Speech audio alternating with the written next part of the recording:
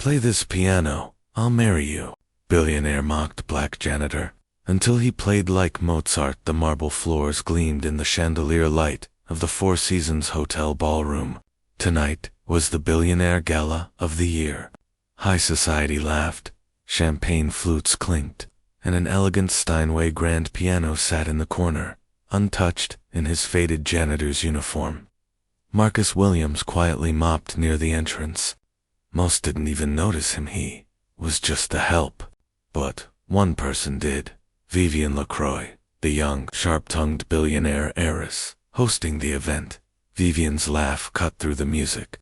Imagine, she said, gesturing toward Marcus, the janitor sitting at that piano.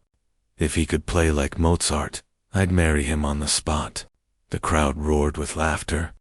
Marcus froze, tightening his grip on the mop handle. He'd spent years enduring snide comments, but this was different. A soft voice broke the silence. Eleanor Grace, an elderly philanthropist seated nearby, leaned forward.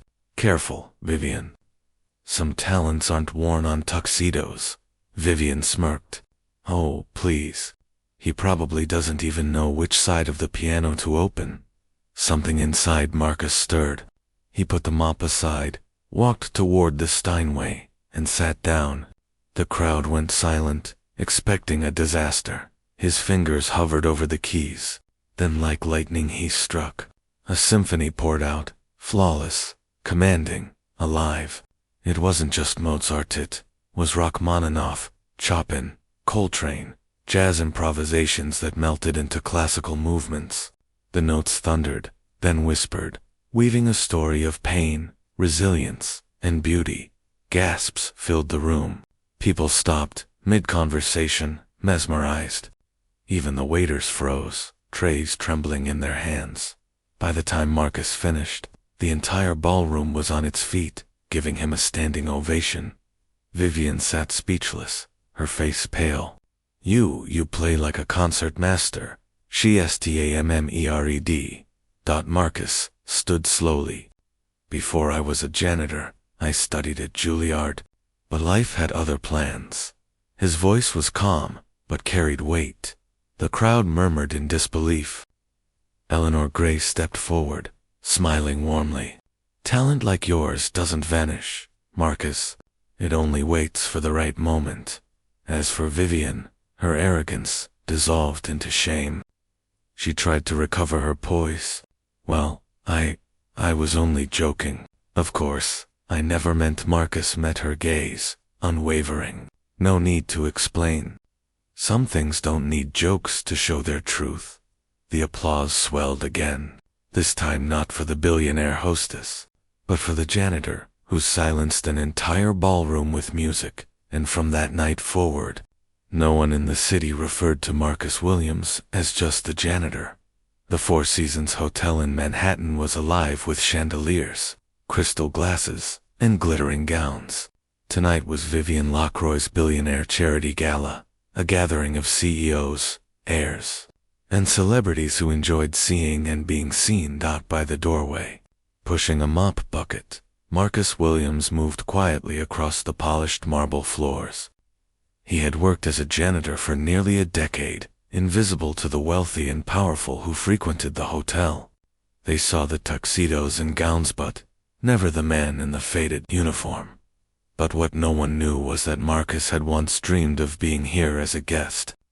Years ago, he had been a piano prodigy, accepted into Juilliard, praised as the next Coltrane on keys. Music had been his world, until tragedy struck. His mother's medical bills drowned him in debt, forcing him to quit school and take any work he could find. The dream had ended, but his hands, they never forgot. As Marcus mopped near the ballroom doors, Vivian LaCroix spotted him. The young billionaire heiress, known for her sharp tongue and extravagant parties, smirked. She raised her champagne glass and said loudly, "Darling, look, the janitor seems fascinated by the piano. Tell you what, if he can play like Mozart, I'll marry him on the spot." Laughter rippled through the crowd. Men in tuxedos chuckled. Women covered their mouths with jeweled fingers. Marcus's grip tightened on the mop. He had endured years of such remarks. But humiliation cut deeper when done in front of hundreds. An older philanthropist, Eleanor Grace, frowned. Vivian, that was cruel. You shouldn't mock people who serve you. Vivian waved her hand dismissively. Please, Eleanor. It's just a joke. The man probably doesn't even know Middle C. That was the moment Marcus decided. The performance he placed the mop aside, walked calmly toward the Steinway grand piano, and sat down. The ballroom hushed, expecting him to fumble and embarrass himself. Then his fingers touched the keys. At first, he played Mozart's Rondo alla Turca, crisp and bright, every note striking perfectly. Gasps of surprise broke the silence. Then, without pause, he shifted into Chopin's Ballade No. 1, thunder and lightning pouring from his hands. The crowd froze, jaws slack. Marcus closed his eyes, and his music became something else: jazz, blues, gospel, improvisations that told a story of pain, perseverance, and resilience. He played not just with skill, but with soul. The gala transformed. Waiters stopped serving. Billionaire stood silent. For those minutes, the only thing that existed was his music. When the final chord struck, the ballroom erupted into a standing ovation. People cheered, clapped, even wept. Vivian LaCroix, once so smug, now sat speechless, her face pale. You're extraordinary," she whispered. Marcus stood slowly. His voice was steady, calm, yet powerful. "I studied at Juilliard once," he said, "but life had other plans. My mother needed care, and dreams don't pay hospital bills. So now I'm up floors." The crowd murmured. Some looked ashamed. Eleanor Gray stepped forward, smiling warmly. "Talent like yours doesn't vanish, Marcus. It waits for the right moment." Vivian swallowed hard. I didn't know." Marcus looked at her directly. "No, you didn't care to know. That's the difference."